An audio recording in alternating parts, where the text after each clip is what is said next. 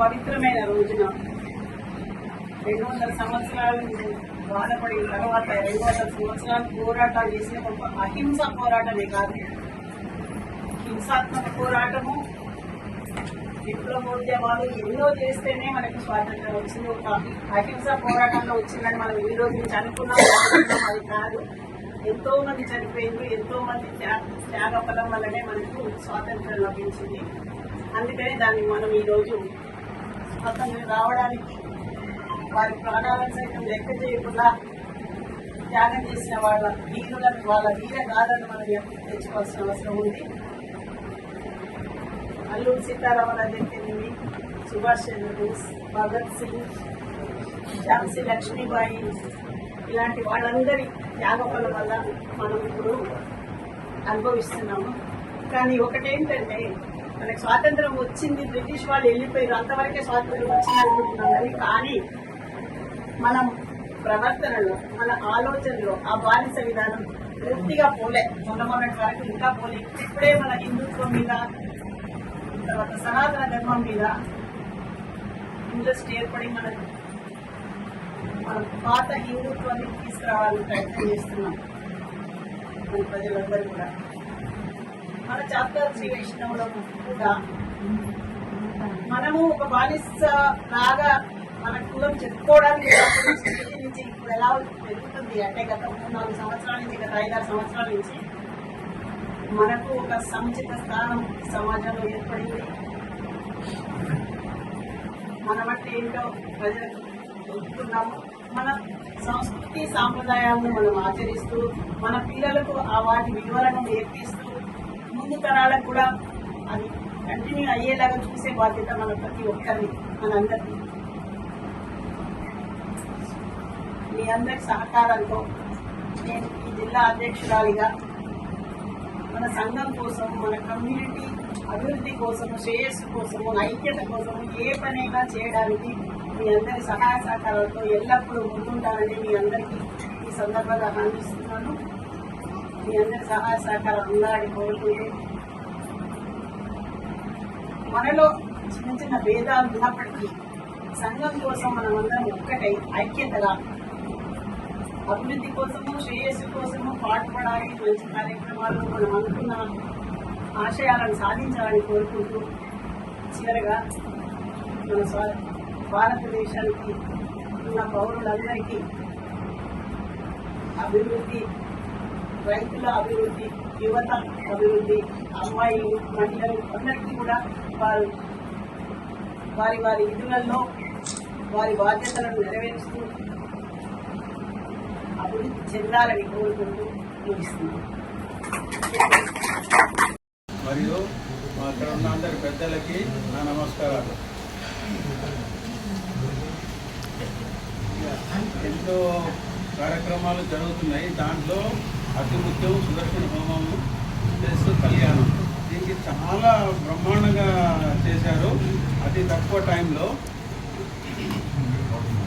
దీనికి ఆ నెంబరింగ్ వేయడం కూడా ఫస్ట్ నేను కూడా ఎందుకు తమ్ముడు వద్దు, నెంబర్ అంటే బాగుండదు, లేచి కూర్చొని అంటే లేదన్నా వేస్తే బాగుంటుంది అన్నట్టు అది చాలా పనికి వచ్చింది ఆ నెంబరింగ్ వేయడం. అయ్యగాళ్ళు అసలు అంత ఊహించలేదు, అంత పెద్ద స్పందన వస్తుంది. 160 మంది ఫస్ట్ 100 లోపే వస్తారో రారు అనే ఫీలింగ్ తోటి స్టార్ట్ చేశాము. దాన్ని ఒకరి నుంచి ఒకరు ఎక్కడెక్కడి నుంచో ఇప్పుడు హైదరాబాద్ పోతే కూడా నిన్న వాళ్ళందరూ అదే మేము మిస్ అయ్యామండి, రాలేకపోయాము, రకరకాల కారణాల వల్ల చెప్తూ పోయారు. మనం ఈ రకంగానే 1979 స్వాతంత్ర దినోత్సవంలో ఒక ప్రోగ్రాం చేశాము. ఈ 80లో అంతకంటే భారీగా అందరం కలిసికట్టుగా, హన్మకొండ అంటే కలిసికట్టుగా అందరం ఆఫీస్ బేరర్స్ తోటే కాదు, అందరం కలిసి ఏదైనా ప్రోగ్రాం చేయాలంటే ఒక 4-5 టైమ్స్ మీటింగ్ పెట్టుకొని ఒక్కొక్కరు ఒక దాని నిష్ణాతులు ఉంటారు. ఈసారి ఏమైందంటే కొంతమందికి బాగా స్ట్రెయిన్ అయింది, అది నేను అబ్జర్వ్ చేసిన. కాబట్టి అందరికి వర్క్ డిలీట్ చేస్తే ఇంకా బ్రహ్మాండంగా జరుగుతుంది, అది నా అభిప్రాయం.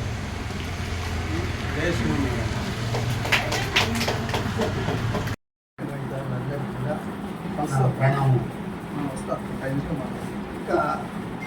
స్వాతంత్రం మనకు వచ్చింది, ఎందరో త్యాగదనుల తోటి స్వాతంత్రం వచ్చింది.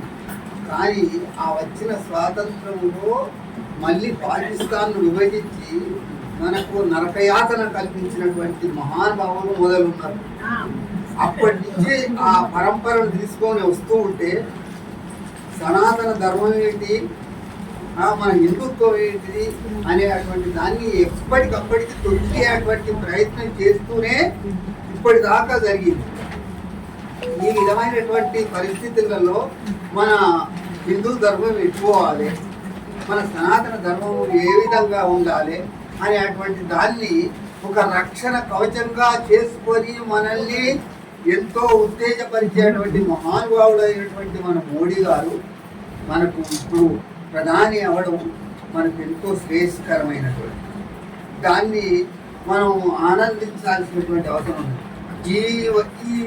వీరు వచ్చిన తర్వాతనే సనాతన ధర్మం గురించినటువంటి విషయాలు ఎన్నింటిలో మనం చేసుకుంటాను. ఇప్పుడు మనం జరుపుకున్నటువంటిది అసలు శోభాయాత్ర ఏంటిదండి, అసలు మీరు అందరూ మర్చిపోయారు. ఇంత ఆనందంగా జరుపుకున్నటువంటి శోభాయాత్రను నేను ఎక్కడ చూడలేదు. ఆ రామానుజుల వారి యొక్క శోభయాత్రను చేసుకుంటూ తర్వాత నిన్న జరిగినట్టు మనం కనీసం 6 నెలలు వెళ్ళలే. 6 నెలల లోపలనే మనం ఈ రకమైనటువంటి కార్యక్రమాలు చేస్తున్నాం. అది విద్యుక్త ధర్మం. మన ఎవరినో మెచ్చుకోవాలి, లేకపోతే మనకి ఎవరో మెడల్స్ ఇవ్వాలి అనేటువంటి ఉద్దేశం కాకుండా. కాబట్టి ఈ యొక్క కార్యవర్గానికి ఇక నేను అందులో భాగమే కాబట్టి శతాద శుభాశీస్సులు తెలుపుతున్నాను. Thank you. ఇక అంతకంటే వేరే ఏది అవసరం లేదు. ధన్యవాదాలు. ఇంకా పేరు పేరున 80వ స్వాతంత్ర దినోత్సవ శుభాకాంక్షలు తెలుపుతున్నాం. ముఖ్యంగా స్వాతంత్రం గురించి అందరికీ తెలిసిన విషయాలే, నాకంటే అందరికీ ఎక్కువ తెలిసినదే. దాని గురించి నేను ముందు ఓదాల్చుకోలేదు. స్వాతంత్రం గురించి అది జరిగినది 1947 అంటే ఇప్పుడు కొత్త నామం ఏంటంటే 2047. నరేంద్ర మోడీ గారు చెప్పినట్టు 2047. ఒకప్పుడు చంద్రబాబు నాయుడు 2020 విజన్, 2040 విజన్ ఇవన్నీ పోయి ఫైనల్ గేమ్ వచ్చింది 2047. అంటే 100 సంవత్సరాలు భారత్, 100 years అనమాట. ఆ యొక్క దిశగా మనం ముందుకు పోవాలి. ముఖ్యంగా ఇక్కడ ఒక మాట ఎక్కువ ఈ స్వాతంత్ర దినోత్సవం గురించి అన్నాను, కానీ మన యొక్క పెద్దలందరూ ఏంటంటే మన సంఘంలో కార్యక్రమం చాలా ఉత్సాహం కలిగింది. ఈ యొక్క అదందరూ మన బంధువుల యొక్క తోడ్పాటు, మన యొక్క కార్యవర్గం యొక్క అందరి సమిష్టి కృషి వల్లనే అది జరిగిందని నేను అనుకుంటున్నాను.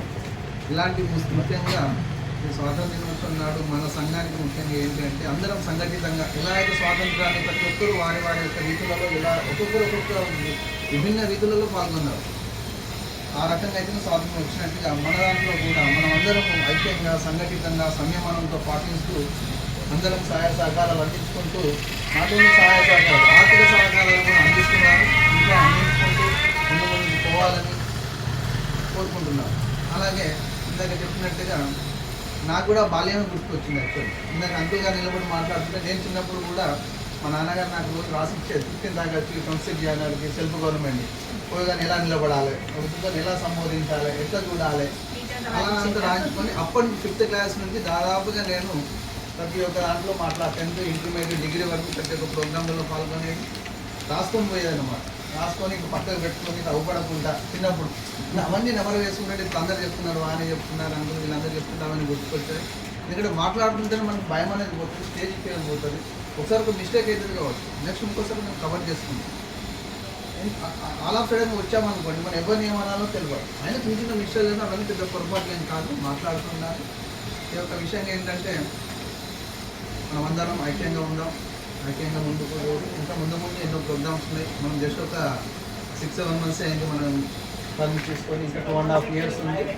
కాబట్టి అధ్యక్షుల వారి యొక్క సూచనలు సలహా మేరకు మనమందరం కార్యవర్గ పెద్దలు, సలహాదారులు, కార్యనిర్వాహకులు, దాంతోపాటు మనకు మనకు రాష్ట్రం తరఫున ఇక్కడ ఉన్నారు. వారు కూడా మనకు ఎన్నో సహాయ సహకారాలు సూచనలు ఇస్తున్నారు.